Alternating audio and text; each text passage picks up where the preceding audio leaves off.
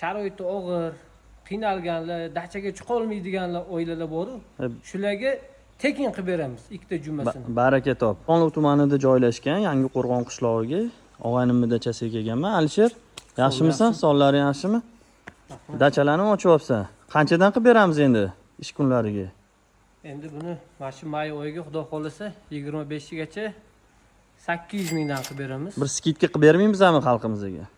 Skidka shu 25gacha ikkita juma bo'lsa, panshanbadan jumaga bir sutkasini sharoiti og'ir, qiynalganlar, dachaga chiqa olmaydiganlar oilalar bor-ku.